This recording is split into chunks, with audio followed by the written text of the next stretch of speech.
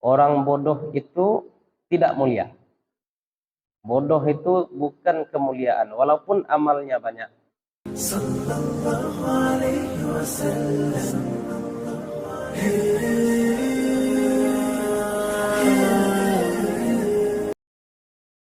Assalamualaikum warahmatullahi wabarakatuh. Bismillahirrahmanirrahim. Alhamdulillahi rabbil alamin. Wa afdalus salati wa atamut taslim ala sayyidil mursalin habibina wa syafi'ina Muhammadin an-nabiyil amin wa ala alihi wa sahbihi wa man tabi'ahum bi ihsanin ila yaumiddin.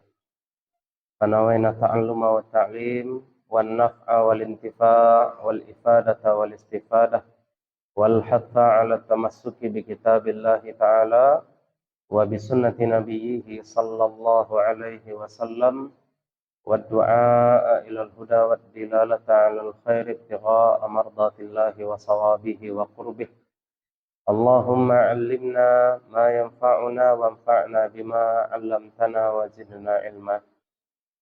Bapak-bapak, Ibu, para guru, para jamaah yang dimuliakan Allah, puji syukur kehadirat Allah Subhanahu wa taala. Salawat dan salam mudah-mudahan senantiasa tercurah untuk Nabi Muhammad sallallahu alaihi wasallam. Mudah-mudahan dilimpahkan pula untuk keluarga dan para sahabat beliau, serta kepada siapapun yang telah menyampaikan ajaran beliau kepada kita, termasuk orang tua dan guru-guru kita. Mudah-mudahan kita, keluarga kita, anak cucu kita, semuanya tetap berpegang teguh kepada apa yang telah dibawa oleh Nabi Muhammad sallallahu alaihi wasallam, sehingga nanti di akhirat kita bisa mendapatkan syafaat dari beliau bersama-sama. Bapak Ibu yang dimuliakan Allah, pada pertemuan sebelumnya dalam kajian Mukhtasar Ihya Ulumuddin kita sudah menyampaikan fadilah ilmu. Ilmu itu mulia, mengamalkan ilmu itu kemuliaan tambahan. Ini penting. Ilmu itu mulia. Kalau diamalkan, maka kemuliaannya bertambah. Orang bodoh itu tidak mulia. Bodoh itu bukan kemuliaan, walaupun amalnya banyak. Kenapa? Karena amal banyak tadi kita tidak tahu apakah sah atau tidak. Orang alim tidur, orang bodoh sholat 100 rakaat mungkin. Belum tentu orang alim itu tidurnya tidak berpahala, dan belum tentu orang bodoh yang sholat 100 rakaat itu dapat pahala. Bisa jadi orang alim itu tidur pasang niat, sehingga tidur, misalkan tidur siang, itu dia niatkan agar nanti malam dia kuat bangun tahajud misalkan. Berarti kan tidur siang dia itu berpahala. Sedangkan orang bodoh sholat dia ratusan rakaat, tapi dia tidak tahu rukun dan syarat ibadah. Rukun wudu mungkin 2 saja begini kan. Tahunya rukun wudu. Bagaimana jadinya? Walaupun ratusan rakaat dia lakukan, tidak ada satupun rakaat yang sah yang dicatat. Cateti mana? Tipuan-tipuan setan, ya, yang menganggap bahwasanya ilmu itu tidak penting, amal yang penting banyak. Salah. Karena amal itu butuh kepada ilmu. Tidak ada ilmu, bagaimana kita akan beramal? Cara beramal, syarat-syarat amal, dan seterusnya. Sebelumnya juga kita sudah sampaikan bagaimana akhlak para sahabat Nabi, keluarga Nabi terhadap ulama. Bagaimana Ibnu Abbas itu menyiapkan kendaraan Zaid bin Thabit. Ibnu Abbas menyiapkan kendaraan Zaid bin Thabit. Zaid bin Thabit pun mencium tangan Ibnu Abbas. Ibnu Abbas kenapa menyiapkan kendaraan Zaid bin Thabit? Kata beliau, hakadha amarana an naf'ala bil ulama wal kubara. Inilah yang Nabi perintahkan kepada kami untuk dilakukan kepada ulama dan orang-orang besar. Zaid bin Thabit mencium tangan Ibnu Abbas juga, beliau sampaikan kenapa? Hakadha amarana an naf'alahu bi ali baitihi. Inilah yang Nabi perintahkan kepada kami untuk dilakukan kepada keluarga beliau. Nah, dari riwayat ini kita sebenarnya banyak mendapatkan faedah. Di antaranya adalah bahwa al-bait Nabi, ya, ahli bait Nabi, keluarga Nabi itu tidak hanya terbatas kepada keturunan Hasan dan Husain saja. Ya. Kalau orang belajar fikih, maka ahli bait Nabi, keluarga Nabi itu adalah Bani Hashim dan Bani Muttalib. Makanya dua keluarga ini tidak boleh menerima zakat. Dua keluarga ini juga berhak mendapatkan ghanimah. Itu ahli bait Nabi sallallahu alaihi wasallam. Nah, kita lanjutkan. Di antara kemuliaan orang berilmu secara logika, tadi secara dalil, secara riwayat, Imam Al-Ghazali juga mengutarakan sisi kemuliaan orang berilmu itu dari logika. Apa kata beliau? Qala al-musannif rahimahullah. Wa amma min haitsul aqlu falaysa takhfa fadilatul ilmi id bihil wusulu ila Allah Ta'ala wa ila qurbihi wa jiwarihi wa huwa sa'adatul abadiyatu wal ladzatus sarmadiyatu allati la yanqadi akhiruha. Karena dengan ilmu itu kita bisa sampai menuju Allah, kita bisa mendekatkan diri kepada Allah, kita bisa juga mencapai kebahagiaan yang abadi dan kelezatan yang tiada akhir, kenikmatan tiada akhir, maksudnya surga. Fafihi izzud dunya wa sa'adatul akhirah. Dengan ilmu kita bisa mendapatkan kemuliaan di dunia dan kebahagiaan di akhirat. Wad dunya mazra'atul akhirati. Dunia adalah tempat bercocok tanam demi akhirat. Fal alimu bi'ilmihi yazra'u li nafsihi as-sa'adatal abadiyah. Maka orang yang punya ilmu itu dia akan menanam bagi dirinya. Apa yang dia tanam? Kebahagiaan yang abadi. Bitahdibi akhlaqihi ala ma yaqtadihil ilmu. Dengan mengatur akhlaknya, dengan mengelola akhlaknya sesuai dengan apa yang dikehendaki ilmu. Perhatikan, orang kadang-kadang mengecek akhlak sebelum ilmu. Salah juga. Betul. Sebab untuk kita bisa berakhlak pun harus ada ilmu. Kan ada pula orang kini, bapak-bapak, ibu-ibu. Ya, kalau anak-anak masuk pesantren lah, kalau masuk-masuk ambo ketik dulu, kalau bagarah-garah jo kawan, tipa awak berang, apa kata kawan-kawan yang sekolahnya sekolah umum, ndak boleh berang-berang doh awak anak pesantren. Ya, Pak. Ndak boleh berang-berang doh awak ustaz. Atau ibu-ibu lah payah haji, bapak-bapak lah payah haji ya kecil orang, awak ndak boleh berang-berang doh lah payah haji. Kecilnya berang tak boleh ya? Boleh berang. Abu, berang boleh enggak? Awalnya enggak boleh berang. Litak boleh ya? Boleh litak. Sadiah boleh ya? Boleh sadiah, Pak. Ini semua jibillah, sifat alami manusia. Dan Allah ciptakan marah, Allah ciptakan lapar, Allah ciptakan nafsu pada perempuan. Itu tujuannya agar apa? Agar manusia tidak punah. Contoh kayak litak, bako Allah buat kita lapar supaya awak makan, bako awak makan supaya tidak mati. Allah ciptakan nafsu laki-laki kepada padusi, padusi kepada laki-laki. Jangan tahu balik-balik yo. Ya, ente balik. Magnet tu Pak, magnet tu ada U, ada S, utara selatan. Kalau U jo U jadinya menolak. Kalau S jo S menolak lahnya. Ada proton, ada elektron. Proton kau jo elektronnya. Tapi kalau protonnya proton, tak muah doh. Balik-balik. Allah ciptakan seperti itu. Gharizah. Ya, ada dorongan dalam diri laki-laki untuk mendekat kepada perempuan, begitu pula sebaliknya. Supaya apa? Supaya tidak punah.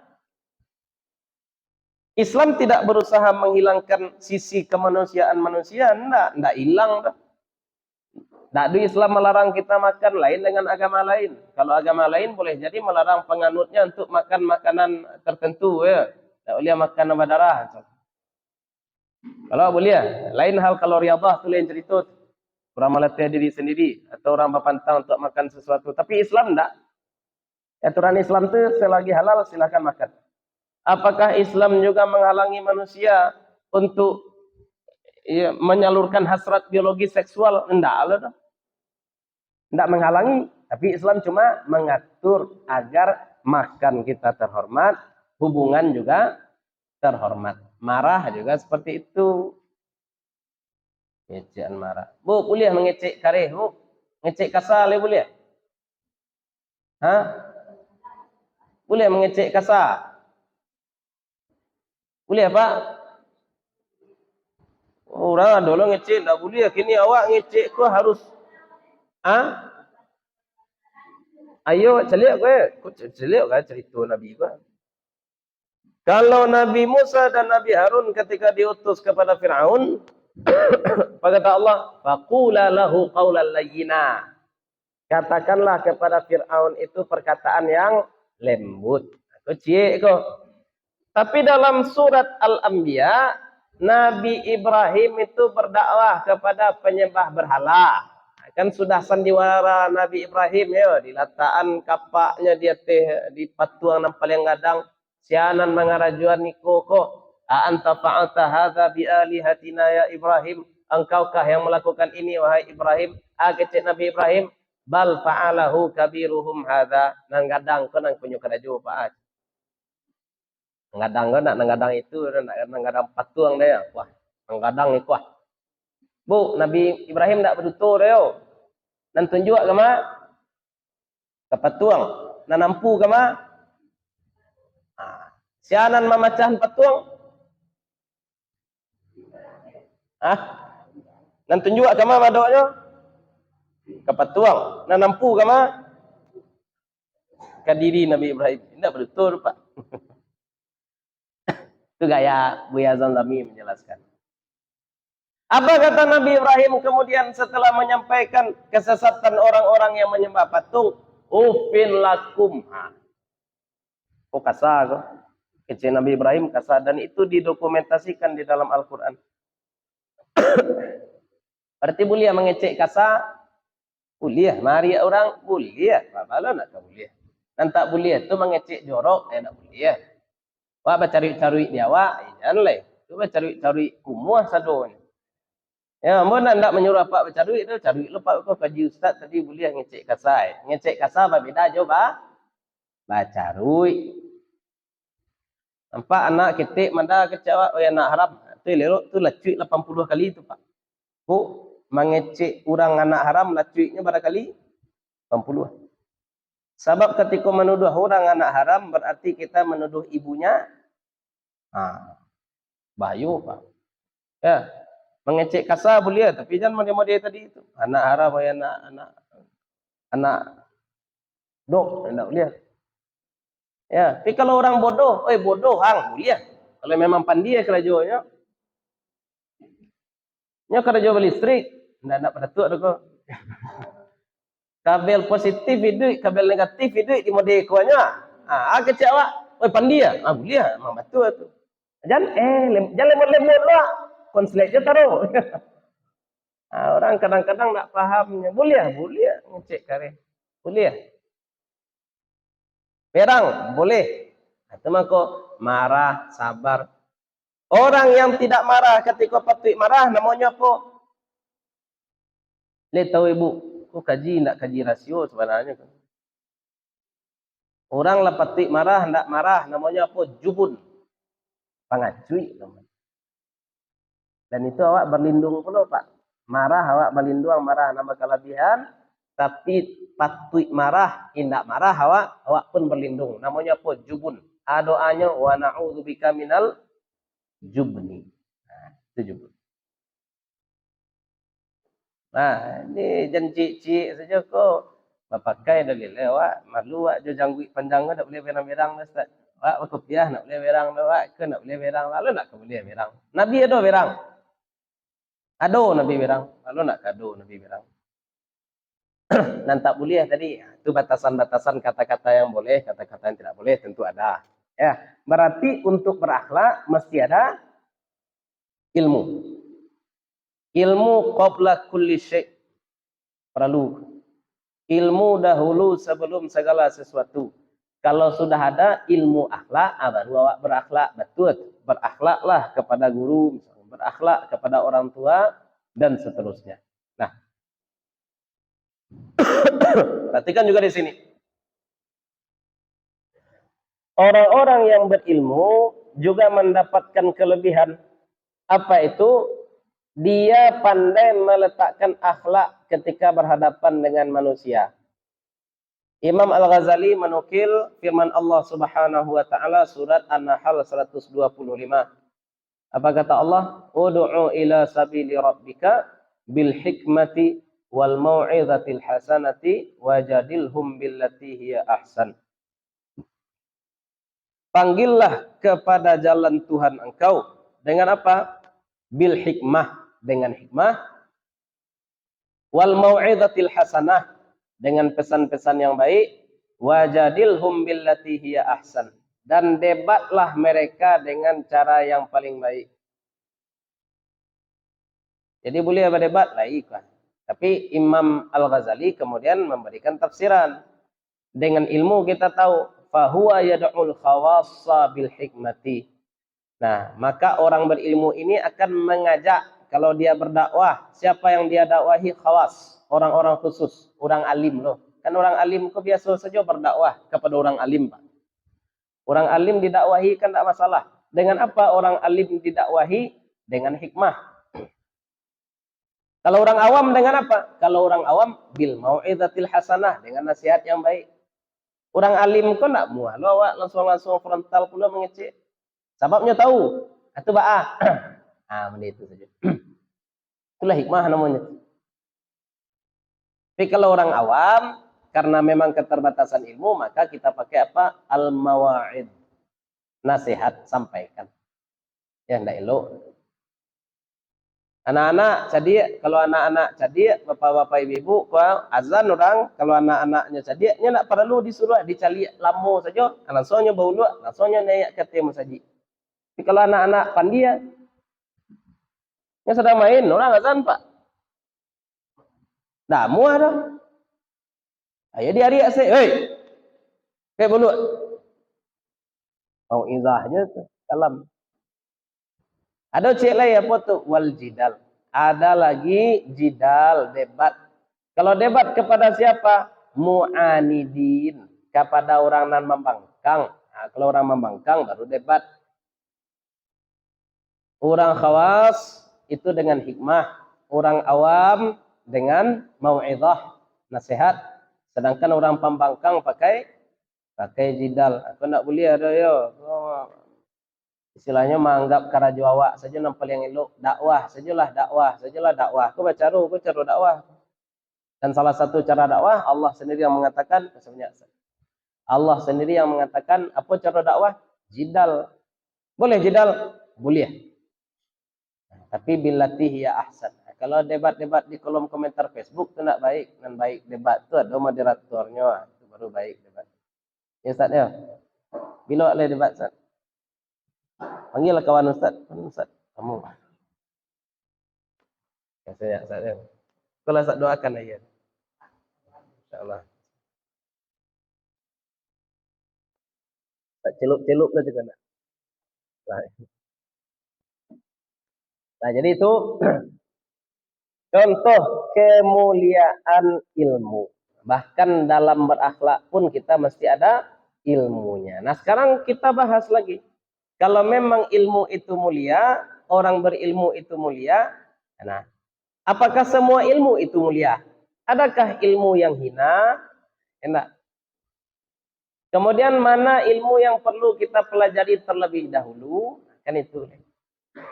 Ini ada orang yang mendikotomi, mengadu-adu antara ilmu dunia, ilmu akhirat. Diadu-adunya ilmu dunia dengan ilmu akhirat.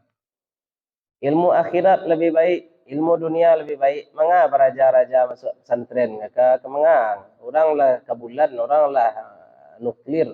Ang raja solat je leh. Orang ngecek serupa itu, maka perlu didudukkan. Sebenarnya semua ilmu yang bermanfaat itu mempelajarinya berpahala. Ini. Semua ilmu yang bermanfaat, maka mempelajarinya berpahala. Tidak ada ceritanya dikotomi ilmu. Orang-orang yang madu-adu ilmu, ilmu fikih diadu ilmu kedokteran, itu orang bodoh. Ada orang tidak menguasai ilmu agama, tidak pula menguasai sains. Yang dia lakukan apa? Diadu-adunya antara ilmu agama dengan ilmu sains. Padahal yang ahli ilmu sains dan ahli ilmu agama tidak ada berantem, tidak ada berkelahi. Ambo masuk pesantren, beraja agama, adik ambo dokter, adik ambo menghormati ambo sebagai ustaz, ambo pun menghormati adik ambo sebagai dokter. Bercakap kami? Tidak. Sehebat-hebat adik ambo jadi dokter, hanya tahu bahwasanya yang dia lakukan cuma meresepkan obat, yang dia lakukan cuma memeriksa, yang menyembuhkan siapa? Allah. Sapaham-paham ambo jo ilmu tauhid, sapaham-paham ambo jo Allah, jo sifat-sifat Allah, jo nama-nama Allah. Walaupun ambo mungkin lebih paham daripada dia ambo terkait nama-nama dan sifat-sifat Allah, tapi kalau ambo baru be, kamu apa? Ke dokter jo apa? Tidak ada masalah, Pak. Tapi orang tidak menguasai agama, tidak menguasai sains, dia kemudian mengadu-adu antara agama dengan sains. Ada tuh kawan, ini yang kemudian menyebabkan banyak ateis menuhankan sainsnya, hati-hati. Yang Allah lakukan itu kun. Ya, kun itu apa tuh? Dari tak ado menjadi ado. Sehebat-hebat ilmuwan, Pak, sehebat-hebat ilmuwan, tidak ada satupun yang membuat sesuatu yang tidak ada menjadi ada, anak dulu. Ya, tidak ada yang membuat sesuatu yang tidak ada menjadi ada. Kalau Allah bagaimana? Sesuatu yang tidak ada dibuat menjadi ada oleh Allah Subhanahu wa taala. Ini harus paham kita dulu. Jadi semua ilmu bermanfaat, maka mempelajarinya insya Allah mendapatkan pahala. Tapi tentu kita harus tahu prioritas dulu. Harus tahu prioritas. Karena Nabi SAW menyampaikan umum dulu. Ya, talabul ilmi fardhatun ala kulli muslimin wa muslimah. Menuntut ilmu itu fardu, kewajiban atas setiap muslim dan muslimah. Famimma yajibu alaihi ba'da bulughihi wa islamihi an ya'lama kalimatai syahadatain wa fahmi ma'nahuma. Nah, kalau seseorang muslim tentu saja sudah baligh dia, ya, sudah Islam dia, maka kewajiban paling utama bagi dia yang pertama kali adalah mengetahui dua kalimat syahadat dan memahami maknanya. Nah, itu makanya belajar tauhid.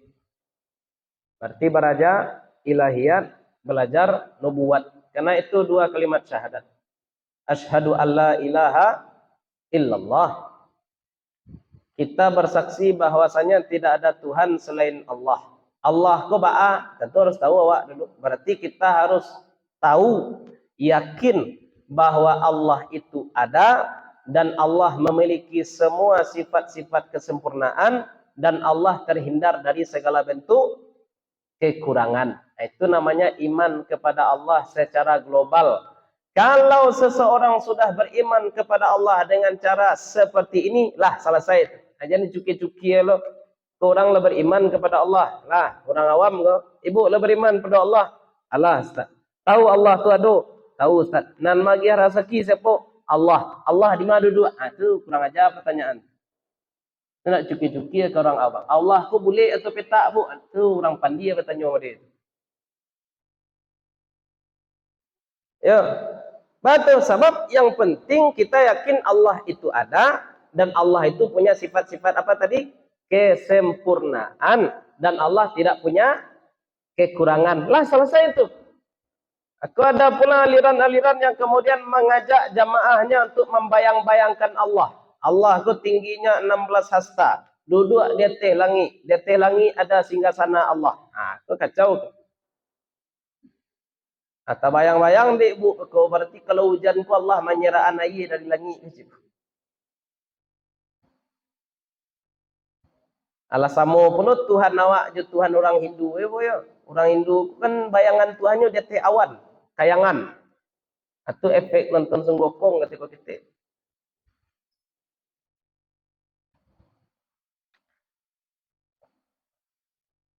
Nah, makanya didudukkan dulu ilahiyat. Allah punya sifat kesempurnaan. Kesempurnaan Allah itu bagaimana? Terangkum dalam sifat yang wajib dan sifat yang jaiz. Allah tidak boleh punya kekurangan, apa saja kekurangan Allah. Nah itu namanya sifat mustahil bagi Allah. Nah, itu makanya baraja wujud hidam baqa mukhalafatuhu lil hawadithi. Itu dulu. Itu syahadat pertama itu. Selanjutnya kita belajar apa? Syahadat yang kedua. Wa asyhadu anna Muhammadan Rasulullah. Makanya kita juga belajar nubuat. Kita belajar Nabi itu bagaimana? Nabi itu orangnya siddiq, jujur, amanah, fatanah, tabligh. Ini 4 sifat wajib bagi Nabi. Apa yang tidak boleh bagi Nabi? Nabi mustahil bohong. Nabi mustahil goblok, pandia, bodoh, nak mungkin. Nabi mustahil menyembunyikan berita. Nabi mustahil khianat. Tapi kalau Nabi sakit, boleh enggak? Boleh. Sakit itu sifat manusia. Dan Nabi adalah manusia. Itu namanya beraja apa tuh? Nubuat. Bagaimana kita tahu bahwasanya kenabian Nabi Muhammad itu asli, bukan nabi palsu? Mukjizat. Para jalur. Mukjizat. Ini pentingnya belajar apa? Nubuat. Pendek sawananya kalau ke beraja tauhid itu 8 kali pertemuan selesai. Itu sawananya. Ya. 8 kali pertemuan, 7 kali pertemuan beraja tauhid itu gampang, sawanta. Dan payah itu ba'a. Dan membuat kajian tauhid itu panjang kalau sudah masuk ke ilmu kalam. Kenapa? Karena ilmu kalam itu kita sudah membahas aliran-aliran sesat dan cara membantahnya. Itu juga panjang kajian. Tapi kalau akidah untuk nanka awak pakai surang, Bapak Ibu, pendek saja. Pendek. Akidatul awam itu kan sampai alaman. Kitab Aqidatul Awam. Pendek. Selesai itu. Maka ini dulu kewajiban bagi orang kalau dia sudah balik dan memang dia beragama Islam, memahami kalimat syahadat dan makna kalimat syahadat. Jangan biko panjang-panjang lah kaji Ustaz. Wa asyhadu alla ilaha illallah. Saya bersaksi bahwasanya tidak ada Tuhan selain Allah. Awak tak nampak Allah ada Ustaz. Itu tanda tak pahamnya kalimat syahadat. Asyhadu. Saya bersaksi bahwa tidak ada Tuhan selain Allah. Batu. Berarti orang ko matunya sama aja matu kabau. Bu. Bu. Bu. Nah, terlalu bu. Kabau kalau mencelik kabau apa nan tampak dia? Kabau. Kabau kalau tampak kabau nan tampak dia apa? Kabau. Ya kabau nampak kabau, nan tampak dia apa? Kabau. Kalau awak tampak kabau nan tabayang dewa apa? Pitih. Yo, boleh tunjang. Yo, rendang. Itu beda manusia juga binatang. Manusia aku menceliak ndak jiko saja doh. Ada nan di belakang iko. Namanya apa? Basirah. Kok basar? Di belakang tu namanya basirah. Orang menceliak kabau. Kalau manusia mencelik kabau nan tampak deknya kabau saja, sama juga kabau kualitas pandangannya. Tapi kalau nan tabayang deknya gulai tunjang, itu ada peningkatan. Berarti nan tampak deknya apa? Kabau ko nanti bisa jadi gulai. Kalau pengusaha nampak kabau nan tabayang deknya pitih. Awak nampak kabau nan tampak deknya apa? Pitih. Ayo mode, itu manusia ko. Berarti manusia ko mencari ndak di mata saja, dan di belakang mata ko aduh wah. Ya. Ini ketika kita katakan asyhadu alla ilaha illallah, itu bagaimana? Bukan berarti awak harus mencari Allah, karena Allah itu la tudrikuhul absar. Tak bisa mata awak menjangkau Allah tuh. Allah tu wujud, iyo, nan wujud bisa dicaliak batu, tapi juga kawak caliak cuma tu iko, nak taluk. Caliak kuman nak pandai nak. Caliak matahari bara lama ibu taluk. Mencari makhluk saja nak taluk. Kau terbatas ke mata awak, kau jauh batasannya. Apalagi Allah. Allah tu dimensi Allah tu bukan dimensi materi. Kau materi kasih ke namanya. Angin kau materi halus. Ruh itu juga jisim, latifah. Makhluk halus. Tak. Allah tu laisa kamitslihi syai'un. Maka asyhadu alla ilaha illallah. Itu jangan dipahami harus menyaksikan dengan mata. Enggak. Sebab mata kita atau kemampuan melihat manusia itu tidak hanya terbatas pada mata. Bu, coba picing mata, Bu. Coba picing mata. Coba bayangkan jam gadang. Lain nampak? Lain nampak jam gadang? Coba picing mata, bayangkan jam gadang. Lain nampak jam gadang? Lain nampak. Padahal mata tertutup. Apa kok bisa? Berarti mencari ndak harus jo. Ndak harus diiko mencari ke. Dan di belakang mata ko santiang pediko ba. Dan di belakang mata ko santiang pada mata sebenarnya. Ya. Orang ndak paham itu.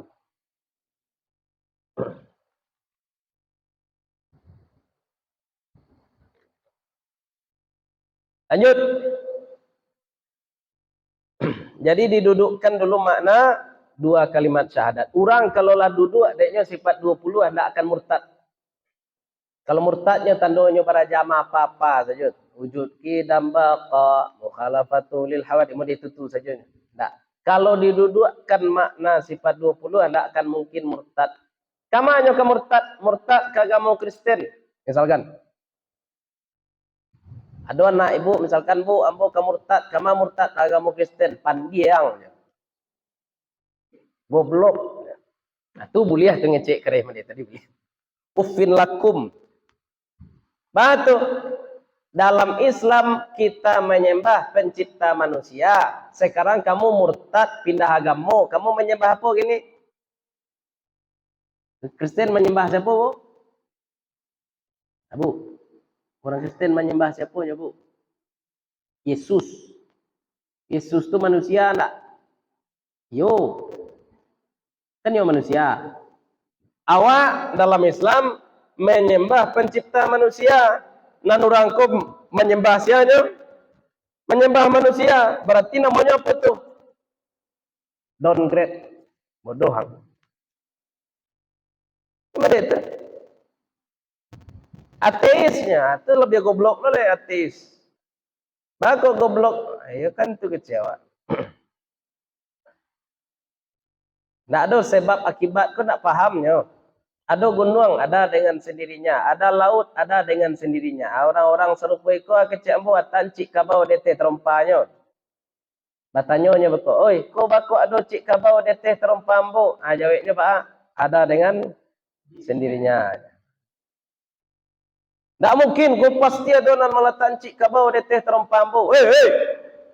Angku ngecek gunung nan gadang tu ada dengan sendirinya. Tapi cik kabau nan ketik ku angku kecek ada nan malataan. Bodoh. Karena tidak duduk sifat 22.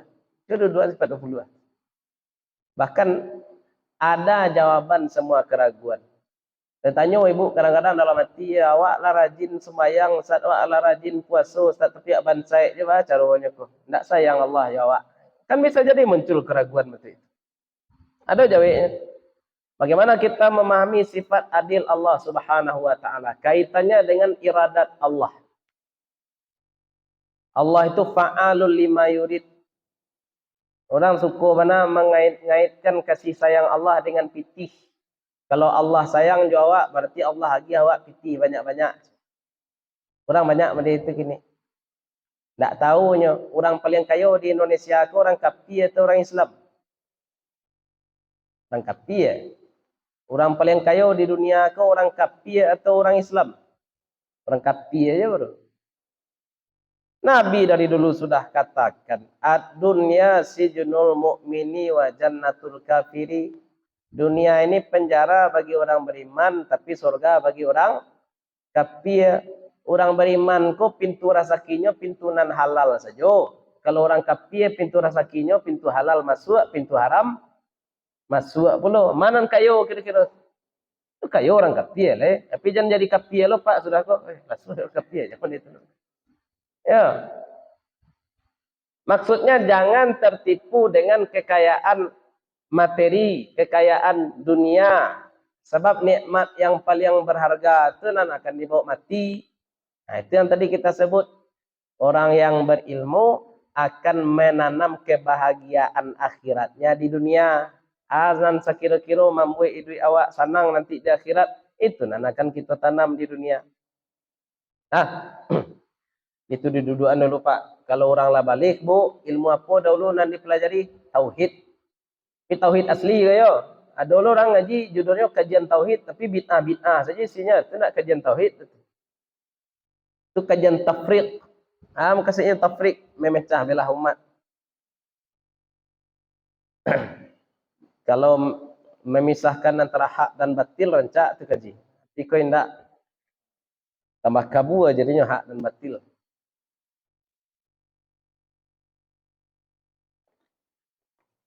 Nah, kemudian Imam Ghazali juga memahami bahwa manusia ini punya level akal yang berbeda-beda. Level akal manusia berbeda-beda. Maka beliau sampaikan apa? Walaysa yajibu alaihi ihkamuhuma bil barahini, dan tidak pula wajib bagi setiap orang, bagi orang muslim yang sudah balik tadi, untuk memantapkan akidah itu dengan dalil-dalil. Tidak pula seorang Islam ko diproyeksikan berdebat agama, ndak. Ndak seorang Islam pula berdebat je orang ateis doh, ndak seorang Islam pula berdebat je orang agama lain doh. Yang penting yang penting kita punya modal keimanan di dalam diri. Itu standar minimal, sangat-sangat minimal. Bal yakfi ayya'taqida dzalika min ghairi raibin wa syakkin. Tapi cukup bagi dia meyakini hal demikian tanpa keraguan. Nanjali tidak ragu akan Allah, selesai. Tidak ragu akan Nabi, selesai. Tidak ragu dengan apapun yang disampaikan Nabi secara mutawatir, selesai. Walau ala sabilit taklid, walaupun atas jalan taklid. Ustadz beriman ini boleh taklid? Boleh. Kenapa kita sekarang menjadi orang Islam? Kebetulan orang gaya awak, orang Islam Ustaz. Lah selesai itu utang awak, alah, aman. Masuk surga Ustaz? InsyaAllah. Maka bisa masuk surga, kan lai paham la ilaha illallah. Lai Ustaz, itu kunci surga. Selesai. Itu namanya apa? Iman taklid. Kok iman minimal-minimal? Imanul muqallidin. Di atas iman muqallidin ini namanya imanul mutakallimin. Nah, iman mutakallimin ini apa? Iman orang-orang nan, kan mutakallim itu artinya orang nan mengeceknya, suka membuat diskusi-diskusi dulu di dalam kepalanya. Bako awak ko ado yo, berarti ada nan membuat awak. Sia nan membuat awak yo. Nan membuat awak ko pasti zat yang maha kuasa, zat yang tidak ada awalnya, zat yang tidak ada akhirnya, zat yang tidak sama dengan makhluknya, zat yang tidak butuh kepada makhluknya, zat yang tidak ada duanya. Contohnya, itu namanya iman yang mulai bertanya-tanya, kemudian dia mendapatkan jawabannya. Makanya disebut iman mutakallimin. Kau iman level 2. Kau nak akan goyah. Di debat tidak akan goyah. Itu iman kedua, iman mutakallimin. Kalau orang masih taklid, imannya, itu gampang goyah tuh. Itu makanya jangan banyak-banyak membaca cerita-cerita nan tak jeleh. Orang-orang awam ku sebenarnya sudah beriman, perbanyak amal lah, selesai. Yang cuki-cuki kalau di mana Allah lu tanya. Orang gaya Nabi masuk surga tu masuk neraka, jangan cuki-cuki kalau tu ke orang awam. Ya. Adik-adik itu namanya imanul arifin. Yang pertama tadi iman muqallidin. Itu minimal. Di atas itu namanya iman mutakallimin. Di atas itu namanya iman al-arifin. Iman apa tuh? Musyahadah. Lah tarasurnya iman. Mengalami betul iman. Umpama awak mengecek Jakarta. Awak mengecek Jakarta kah? Nam pertama ditanya oleh tahu aku Jakarta. Lai. Bakok tahu aku Jakarta. Ayo ambo danga orang mengecek-ngecek Jakarta. Itu namanya taklid. Orang ngecek Jakarta, nya tahu Jakarta. Dan cik lewat tanya, oleh tahu aku Jakarta. Lai dari mana aku tahu Jakarta? Ambo dapat oleh-oleh dari Jakarta petang. Biskuit, wak celik di kotaknya, Made in Jakarta. Celik di siku, oleh-oleh Made in Jakarta. Wak celik mainan kunci Monas, Jakarta. Jakarta, Jakarta. Sadanya. Berarti pak, adanya adanya barang-barang ini menunjukkan bahwa Jakarta itu ada. Itu namanya mutakalimin. Ada alasannya. Dan ketiga, bakok tahu aku Jakarta. Ambo pernah ke situ. Itu namanya musyahadah. Menyaksikan langsung. Inilah iman para malaikat. Iman para malaikat itu iman bil musyahadah. Arifin. Tapi bukan berarti manusia tidak mampu mencapai iman musyahadah ini Bapak Ibu. Manusia pun mampu. Siapa itu? Syahidallahu annahu la ilaha illa huwa wal malaikatu wa ulul ilmi. Hendak orang sembarang orang balik ke kajiawa. Siapa? Ulul ilmi. Orang-orang nan berilmu. Itulah kaji kita malam hari ini. Mudah-mudahan bermanfaat bagi bapak-bapak, ibu-ibu, terutama untuk kami pribadi yang menyampaikan. Mohon maaf kalau ada yang salah, ada yang kurang, ada sesuatu yang tidak kami letakkan pada tempatnya. Semoga sebagaimana Allah kumpulkan kita di sini, Allah kumpulkan pula kita nanti bersama-sama dengan Rasulullah sallallahu alaihi wasallam. Assalamualaikum warahmatullahi wabarakatuh.